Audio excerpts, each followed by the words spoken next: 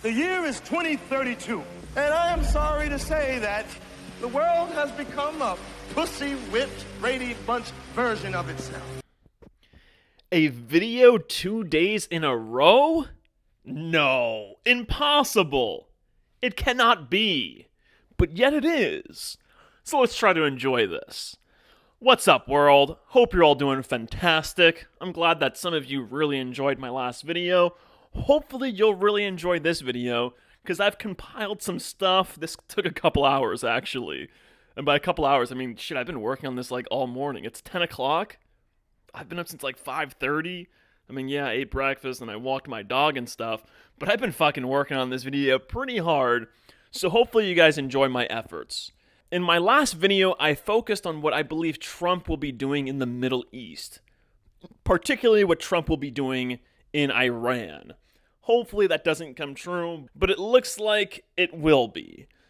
Anyway, in this video, I'd like to look at Ukraine, because, you know, it's another place where there's a major conflict going on. So I want to check this out, and fortunately for me, a very serendipitous thing happened last night, and I was actually thinking about Ukraine, and Trump, and Russia, and beautiful woman. Oh, wait, that doesn't fall into this category. So anyway, as I was thinking about those things, not the beautiful woman, but as I was thinking about those things, I was checking the headlines, and sure, there were some pretty women in the headlines, but I wasn't focusing on that, at least not focusing too much on that. So anyway, I came across a headline that I'm going to be discussing here that ties directly into Trump and what he'll be doing in Ukraine, and I thought it was just perfect timing, at least to make this video. And honestly, it's almost like deja vu. The second Trump election, or the second Trump administration, because it's actually the third election, but the second Trump administration, it actually feels like deja vu. Like, I've lived this before. And of course I feel this way because I guess I have a pretty good memory. I guess my memory isn't like that of a goldfish's, unlike a majority of the people that I'm surrounded by. Because on Trump's first term in office, right before his first term in office, there was another conflict, a pretty big conflict, going on in another country. And Trump made comments about that conflict before he ran for office, and then he flip-flopped on those comments as soon as he went into office. Now, what country am I talking about? Well, if you guessed Syria, then congratulations, you're the winner of absolutely nothing. I guess you can just, pat yourself on the back, you get the round of applause, and you should feel good about yourself because it means that you're sort of paying attention. So Syria, war-ravaged country before Trump took office. Before he took office, this is actually a couple years before he took office, so I can understand why somebody will say, oh, well, that was so long before he got into office. Well, of course his opinions changed when he got into office and he saw what things were really like, right? I don't buy that bullshit, all right? I'm sorry, I just don't buy it. I don't buy that flip-flop excuse. So let's check this out, right? So here are some tweets from Donald Trump at the end of 2013. The only reason President Obama wants to attack Syria is to save face over his very dumb red line statement. Do not attack Syria. Fix USA, United States of America. Again, this is September 5th. It looks like there's a couple hours apart. Again, to our very foolish leader. Do not attack Syria. If you do, many very bad things will happen. And from that fight, the U.S. gets nothing.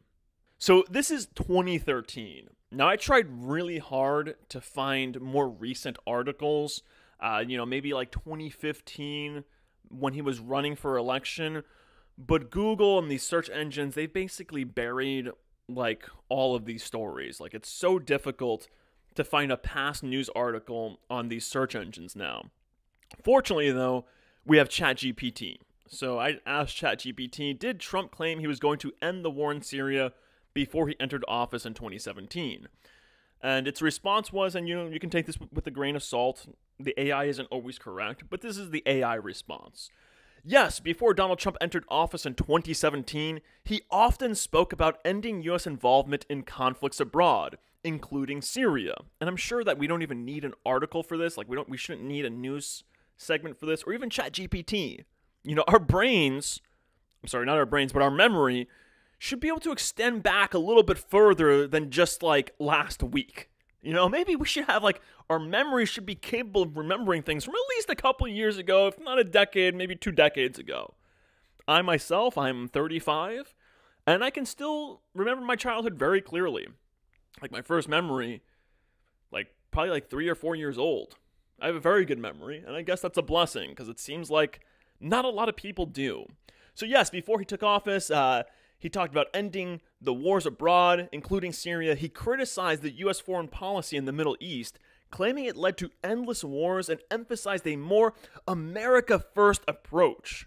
While he didn't give specific plans about Syria before entering office, he did make statements about his intention to reduce U.S. intervention in overseas conflicts, suggesting he would prioritize fighting ISIS, but avoid deeper involvement in Syria's civil war.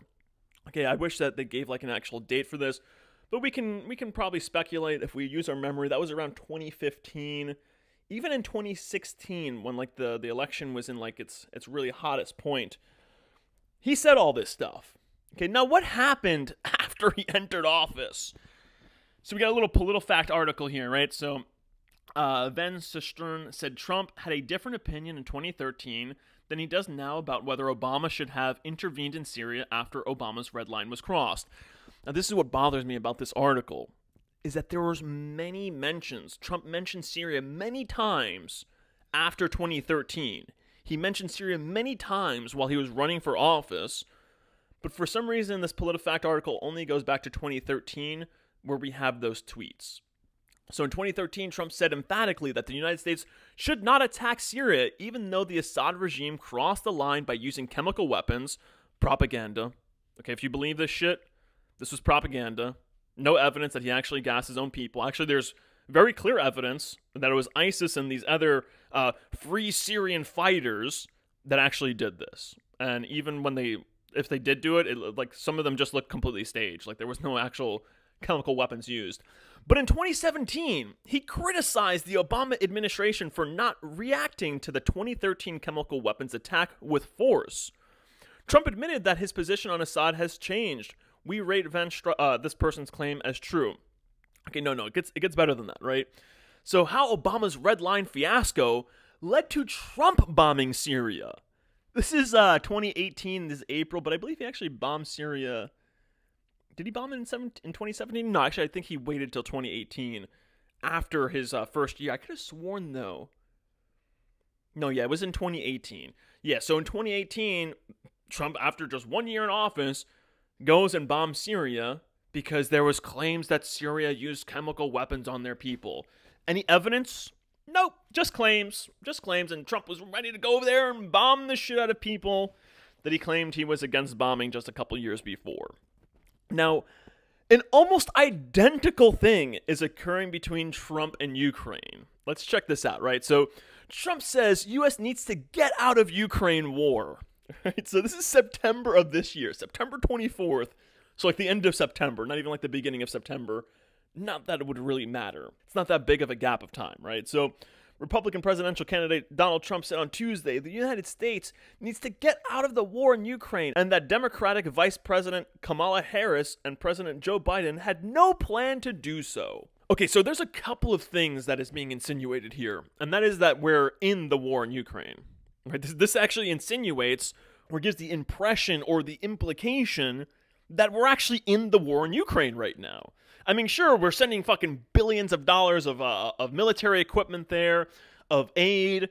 We're training the people over there, but we're actually not in the war. Okay, but Trump is insinuating here that we're actually in the war and that we need a plan to get out of this war. Like, we can't just stop sending them weapons. We can't just be like, you know what, this is a corrupt campaign and we need to get the fuck out of this because it's just basically a money laundering campaign for the most corrupt country in Europe, which is Ukraine. You can look this up. They were nominated like the most corrupt country in Europe just a couple years ago. But yet we're still backing them. So we can very easily just stop backing them.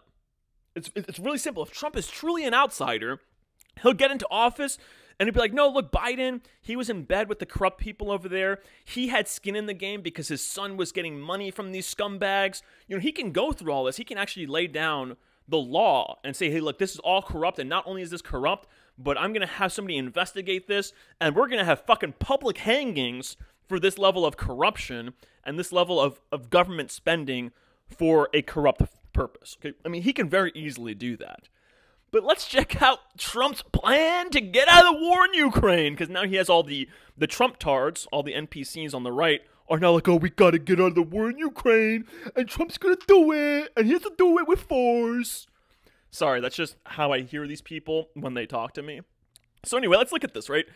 So the other night, this was actually this morning, I'm sorry, at 3:30 this morning, and it's actually... Yeah, I saw the other article before I saw this article. So we got this Zero Hedge article. This was published today, 3:30 this morning. Actually, that's really good timing. Got that 33 on there, right? Tyler Durden. If you haven't seen my video on Fight Club and how that fucking movie's awful and how it's just programming, check it out. It makes a lot of sense that this scumbag here on Zero Hedge would refer to himself as Tyler Durden. And by the way, you guys should check out Zero Hedge and their trackers. I mean, I think Zero Hedge has like more trackers on their website than any other news website out there. Really suspicious stuff. So screw this guy, Tyler Durden. But anyway, we got this article here. 10 obstacles to Trump's reported plan for Western NATO peacekeepers in Ukraine. That's right, guys. Trump has a plan to send Western NATO, or Western soldiers, or NATO soldiers, peacekeepers, quote unquote, scare quotes, peacekeepers, into Ukraine. Check this out. Let's just read this.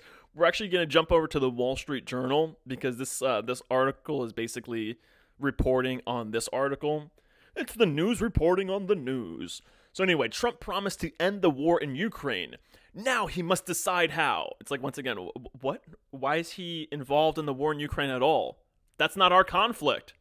That's a conflict between the most corrupt country in Europe and their neighbor, which is Russia. Not our problem at all. We don't need any plan to end the war in Ukraine. But they're creating the appearance like we do. they're making like, yeah, we're involved in that. We have to have a plan to get out. And our plan involves force. Our plan involves putting troops into Ukraine, not as a training group, but no, as peacekeepers. So troops in Ukraine with an active role in the Ukraine conflict. That's Trump's brilliant idea. So let's check this out. So a foreign policy advisor close to the president-elect put forth different versions of a plan to effectively freeze the front line. Oh yes, believe them. Everything that they said has come true. Oh yeah, this conflict is just going to be a couple days long. What was it? Which one was it? Actually, we'll just say the lockdowns. I'll just go back to lockdowns. Yeah, lockdowns for 2 weeks, just to stem the curve, just to level out the curve. Yep, just 2-week lockdown, guys. We promise.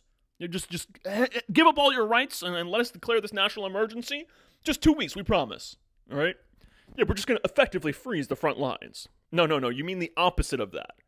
You mean you're going to fucking light those front lines on fire and cause some real shit to go on. So let's read this article. So Washington, Donald Trump's promise to end the war in Ukraine by Inauguration Day now puts him in a position of having to choose between competing proposals from advisors united by a common thread. A sharp break from President Biden's as long as it takes approach to arming Kiev. Okay, so it's great. Now it's like, what is he choosing? Is he in charge of his own faculties and his own options? No, he has to choose from something that his advisors are putting forth. Competing proposals from advisors united by a common thread. Yeah, this guy, he's playing 4D chess, but he can't make his own proposals or decisions when it comes to major conflicts like this. Nope, he has to go to the advisors. And then the Trump-tards, oh, it's the deep state, man. The deep state is controlling him. Oh, it's the deep state. Oh, you mean everybody in Congress and the Senate? And the judges and the local governments? Oh, is that the deep state you're talking about? Oh, I'm sorry. I refer to those people as the state because they're all part of the state. Okay, there's no deep state. It's not like there's just a small faction, part of the state that's corrupt and trying to, bring us down a dark path. No. It's the whole state. They've been doing this since this country was conceived. Okay, there was a plan to do all of this way back when the Constitution was drafted and ratified. No deep state. Just the state, just the corrupt state that needs to be completely replaced by a system that is incorruptible, by a system that actually makes corruption very difficult, if not impossible. A system that I already have formulated in my head.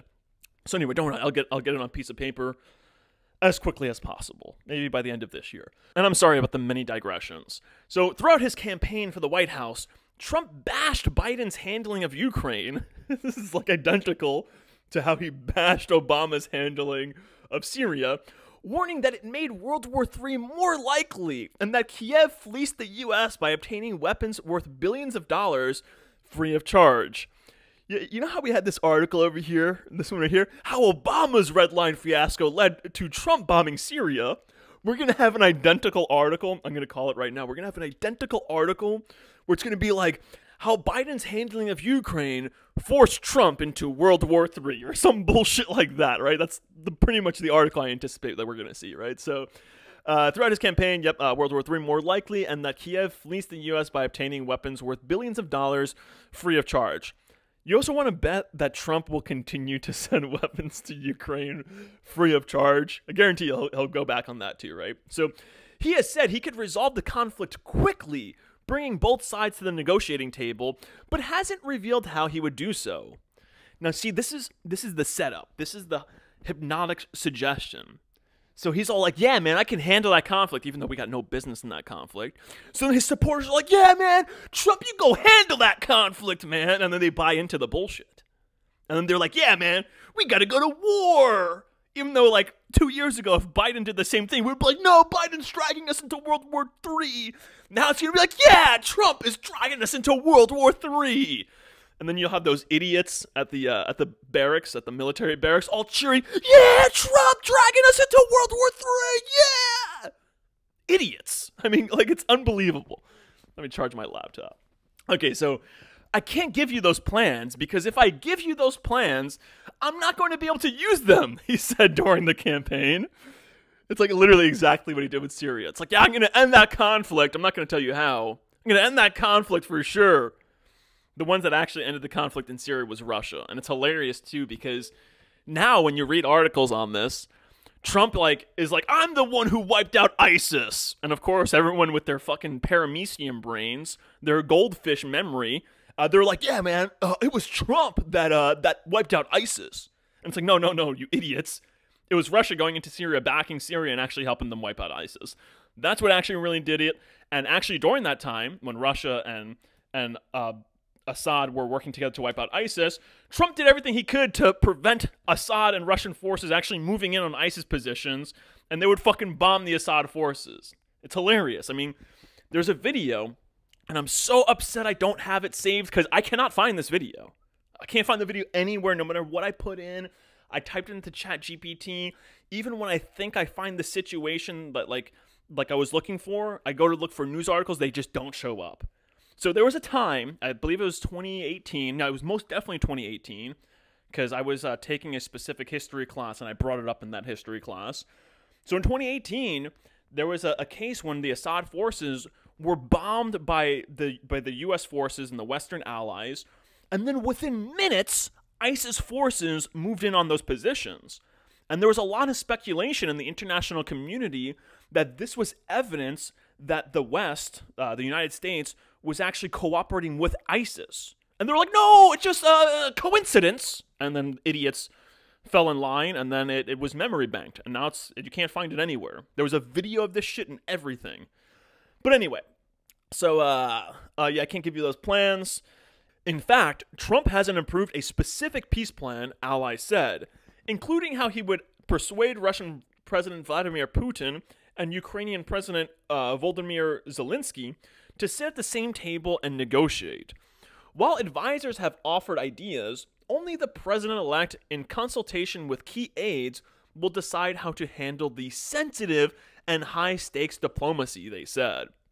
Anyone, no matter how senior in Trump's circle, who claims to have a different view or more detailed window into his plans on Ukraine simply doesn't know what he or she is talking about or doesn't understand that he makes his own calls on national security issues, many times in the moment, particularly on an issue as central as this. Oh, wait a second. Oh, so wait, there's not a deep state controlling him? He makes his own decisions? I hope those Trump tards actually read something like this and be like, I guess there's not a deep state controlling him. Even though he looks for every excuse to say, it's what my advisors told me. So a former Trump National Security Council aide said, that's what he said, right? So anyway, like in Trump's first term, different factions are set to compete to influence the Republicans' foreign policy. More traditionally minded allies such as Mike Pompeo, the former Secretary of State now in contention to lead the Pentagon, are likely to push for a settlement that doesn't appear to give a major win to Moscow. In other words, like fucking going to war with Moscow.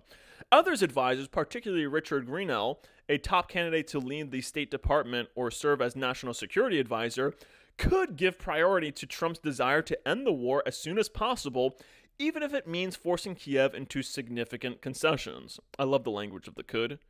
It could mean this. It could mean that. It could mean that we don't know what the fuck we're talking about, and we're actually just lying to you. Alrighty, the proposals all break from Biden's approach of letting Kiev dictate when peace talks should begin. Instead, they uniformly recommend freezing the war in place, getting more involved, cementing Russia's seizure of roughly 20% of Ukraine, and forcing Ukraine to temporarily suspend its quest to join the North Atlantic Treaty Organization, NATO. I don't know why they put out the whole thing here. It's like, I think this is a sign that they're trying to manipulate you. It's like, Russia says that they never want Ukraine to join NATO, so here we'll just say temporarily suspend its quest to join the North Atlantic Treaty Organization, and then hope that our readers are just too stupid to make the connection. Whatever. One idea proposed inside Trump's transition office, detailed by 3 people close to the president-elect and not previously reported, would involve Kiev promising not to join NATO for at least 20 years. Oh yeah, Russia's really going to accept that, man. Oh yeah, they're not going to join NATO for 20 years. So that means it's 20 years for them to get stronger, for us to arm them some more. Yeah, it's nothing, right? In exchange, the U.S. would continue to pump Ukraine full of weapons to deter a future Russian attack. Holy shit! In the very next line, they basically fucking let out their plan. It's like, 20 years of, fucking making them super powerful. Just like they did with the, what was the other ceasefire negotiation? I think it was the Minsk Agreement. I'm going to be looking at the Minsk Agreement. At least I think I have it here. Let me check. Oh, I don't have the Minsk Agreement here. Oh, just a second. I know I took a screenshot of it. Alrighty, so for those of you who missed this little news article, right? So this was the Minsk Agreement. This was like the first ceasefire agreement between Ukraine and Russia way back in like 2014, if I'm not mistaken, right? So Angela Merkel, she got duped by Russian pranksters pretending to be Ukraine's Poroshenko, and they got her to admit that the Minsk Agreement was just meant to buy Ukraine more time to arm themselves. And this is something that Russia knows. So you really think Russia's going to buy this bullshit? Oh yeah, guys, we're just going to freeze the battle lines. Let's stop the killing. They won't join NATO for 20 years. Demilitarized zone. And 20 years later, guess what? Ukraine is a superpower now. Yeah, not going to happen. Under that plan, the front line would essentially lock in place, and both sides would agree to an 800-mile demilitarized zone. Who would police that territory remains unclear, but one advisor said the peacekeeping force wouldn't involve American troops, nor come from a U.S.-funded international body such as the United Nations. You guys believe this shit? I don't believe this shit, that's for sure. We can do training and other support, but the barrel of the gun is going to be European, a member of Trump's team said.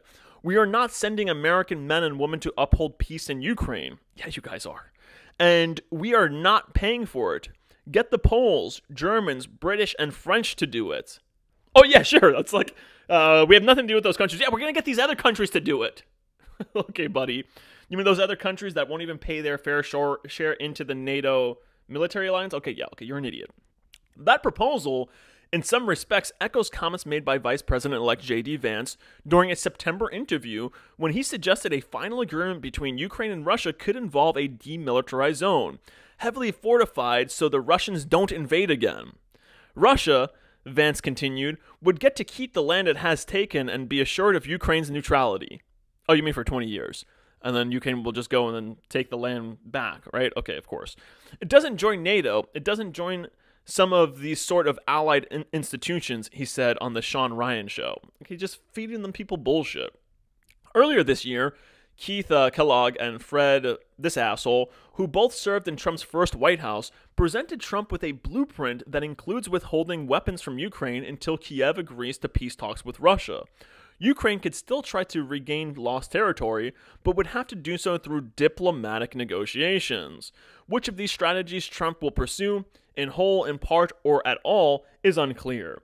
But any gambit to start Ukraine-Russia peace talks, let alone complete an agreement, faces many pitfalls. For one, Ukraine and Russia still have vastly different war aims and little desire to alter them. With Russian troops advancing slowly but steadily in Ukraine, the Kremlin has shown little inclination to negotiate, and has shown its willingness to escalate the conflict with hybrid attacks outside its borders, such as sabotage operations in Europe. Now, when I read this thing here, I was looking for the citation. I'm like, where's the fucking citation here? Because this shit hasn't happened at all. What do you mean? Let's read this again, right? With Russian troops advancing slowly but steadily in Ukraine, the Kremlin has shown little inclination to negotiate and has shown its willingness to escalate the conflict with hybrid attacks outside its borders, such as sabotage operations in Europe. Can they name a single fucking sabotage operation that has been linked to Russia inside of Europe? You can't name a single fucking one. The opposite, though, is true. Where Ukraine, they sabotaged fucking gas pipelines, the fucking natural gas pipelines. There was another one, like, because they did the one in the water, and that one's really well known.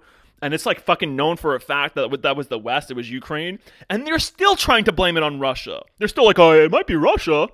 Just like they're doing with the Zaporizhzhia nuclear power plant. Russia has its troops there. They're fucking protecting it. Ukraine is shelling the plant, and they're like, oh, it's Russia. Russia's shelling the plant that they're in control of, and that can cause a nuclear catastrophe that would most likely affect them.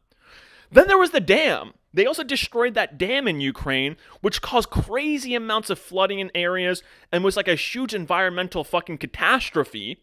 Ukraine fucking did that shit too. But somehow, the cocksucker who wrote this article came up with this line, and then the cocksucker who edited this and oversaw this was like, yeah, man, we're going to include that. Why are we going to include that? Oh, well, it's a hypnotic suggestion. People will read this, and they won't question it because they don't fucking question us at all. We can put whatever we want in here. People won't fucking question it. So let's just put it in there. We'll just throw it in there. People's mind will pick up on it, and then they won't even think twice about it. Sorry, guys, you didn't anticipate me reading your bullshit and then calling you out on it. So the objectives of the special military operation remain unchanged and will be achieved. Dmitry Medvedev, a top Russian official, posted Wednesday to X after learning of Trump's victory over Vice President Kamala Harris, the Democratic presidential nominee. There will also be stiff resistance from some NATO allies who view Russia's aggression against Ukraine as an immediate threat to their own countries.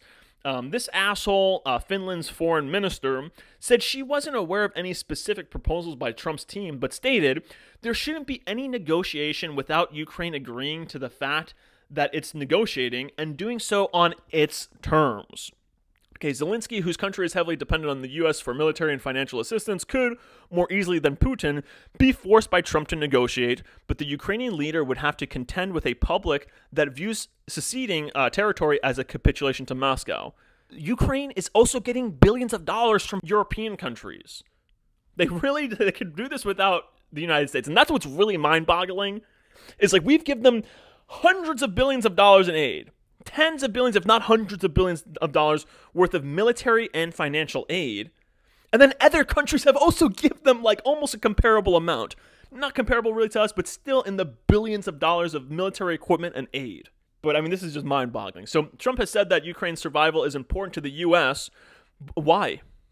Why is this? Huh? Why has Trump said this? Why is Ukraine's survival important to the U.S.? Can you give actual reasons instead of just saying shit? I mean, it's incredible how much shit is said and just allowed to be said without any reasons being given to them. It's whatever. So Trump has said that Ukraine's survival is important to the U.S., but has repeatedly criticized Zelensky, calling him the greatest salesman, a stance that has worried some officials in Kiev that a Trump-led U.S. might push for a settlement that favors Russia.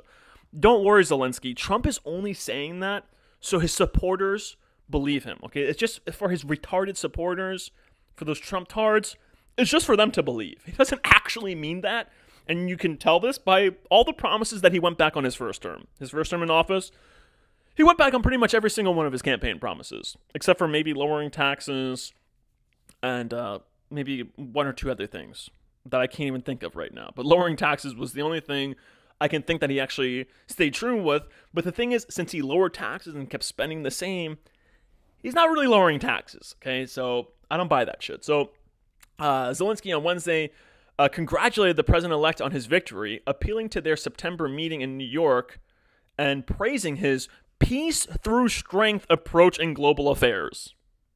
Oh, just might be a little foreshadow there. So the Ukrainian leader also said Wednesday that he had spoken on the phone with Trump, adding that both men agreed to maintain close dialogue and advance our cooperation. All right, so we got this commenter on this article, and we got one more article we're going to be looking at. So I thought this was a good comment. So we have to face the fact that the Russians are winning, and they won't stop until we give them a neutral Ukraine and a more stable security architecture on their western border. There's no escalation short of nukes, which Zelensky has already demanded, that can slow down the Russians. Do we really want to start World War III? And do we really think NATO troops will last longer than a couple of weeks against a now much more powerful Russian army? Oh, well, trust me, if NATO troops get involved, the war is going to escalate very quickly. And, you know, the Russian army, I think NATO could, actually, I can't really say that because I don't think that Russia is giving this special military operation, like, its serious effort. I think that they did in the early, like, part of the war when they got, like, Belarus involved. But I think that they intentionally, like, chilled things out, and they're intentionally playing stupid right now to get, like, the West to think, like, yeah, man, we could totally take on Russia, man. Look, Ukraine's holding their own. And, you know, they don't even have our full support. If we give our full support, we'll just steamroll Russia. It's a psychological ploy, right? It's a trap. All this started in 2008 when Bush proposed adding Ukraine to NATO. NATO expansion, no, it did not. Okay, it happened when the West had a military coup in Ukraine. And then the military coup started to, like, kill Russian civilians in eastern Ukraine who wanted to secede. They're like, no, we don't want any part of this corrupt country anymore. Then the West went over there and started to bomb them and kill them, and thousands of people died. Okay, so it did not start in 2008, but whatever. The idea that Russia wants to start invading other European countries is not a serious argument. I like this part of the comment because they're all like, yeah, man, Russia wants to invade all of these other countries too. I'm still waiting for an honest article about what is really happening on the battlefield. The Russians are advancing everywhere every day. The Ukrainians are about to withdraw from Kursk. I'm not so sure about that. Maybe they are. Maybe like a month away from withdrawing from Kursk. I don't think that they're, like, about to do it, like, this week. Actually, like, I was just watching a military summary video, how, like, the Ukrainians actually lured a Russian brigade into a trap and then fucked them up. But I'm not going to get into that. So, there's no way they can get to a stronger negotiating position. We need to face the fact that we prevented the war from ending when there was a chance to do so and deal with the situation as it is now. All right, whatever. So we got this other article. The clock is ticking for Russia to achieve its maximum goals in the Ukrainian conflict. Okay, so like this article like basically says a lot of the stuff that the other article said. Like it's basically commenting on that article. But then it says a couple other things here, right? At the same time, Putin has repeatedly refused to reciprocally escalate in response to egregious Ukrainian provocation. Okay, so check this out. This article, the part that it's about to get into right now, is like, oh, is Trump calling Putin's bluff? Like, because Ukraine has violated a number of red lines in Russia, and Russia has refused to reciprocally escalate, which means that, like, Russia has refused to, like, respond to those provocations by Ukraine by further escalating, right? So in response to egregious Ukrainian provocation, like its bombing of the Kremlin, early warning systems, strategic airfields, oil refineries, and residential buildings, all due to him not wanting the conflict to spiral out of control. Like, yeah, Putin appears to have been, like, very level-headed. There's a lot of stuff going on there, though. Putin is also part of the club. There is, like, some sort of grand scheme going on over here You know Putin's part of the club because he went with the pandemic, he went with the vaccines, he does a whole bunch of things. Putin is 100% a member of the club. This is all a show. For as responsible of an approach as this is, the drawback is that it created the perception that he might accept the crossing of even more red lines, including conventional Western NATO forces in Ukraine. Putin's aversion to escalation might therefore be exploited by Trump, who was reportedly handed a plan in June advising him to give Ukraine whatever it wants if Russia refuses whatever peace deal he proposes. Ergo, the likelihood of a conventional Western NATO intervention to decisively freeze the conflict. This is not going to freeze the conflict, bro. This is just going to lead to fucking further escalations. Trump's track record of escalating to de-escalate with North Korea and Iran suggests he'd also go through with this plan against Russia, hence why it should take this scenario seriously. Okay, so then what else do we have here? Actually, that's just a repeat. It's the same exact screenshot. All right, so that's my last bit of information I'm going to be looking at in this video. I hope you all like this video. Please leave your thoughts in the comments. Do you think Trump is actually going to be completely different this time around? He's actually going to stick to his campaign promises. He's going to cure the world of everything, bring the golden age. Do you guys really believe that shit? Or do you think it's going to be business as usual? Me, myself, I don't see good things coming from this. I said that when I thought Trump was going to win the second term in 2020, I said he would very likely do something to ban guns, or at least confiscate the guns. I can see that happening under like a potential Trump assassination. Like if he's assassinated, I can definitely see like the Republicans like saying, oh, now we need gun control, or some crazy bullshit like that. I really don't know. All I do know is that I don't anticipate a good second Trump term. And we know it's not going to be good based off of his actions from his first term. And that should have been my response to this guy, Brian, from Here's the Deal. When I did his live stream, he was like, oh, do you think Trump's second term is going to be good or bad for the country? I should have just been like, well, was his first term good or bad for the country? It was bad for the country. But anyway, I'm going to leave the video here. You all stay happy, you stay healthy, you stay sharp. Me try, it's like we're trapped in a fucking cartoon.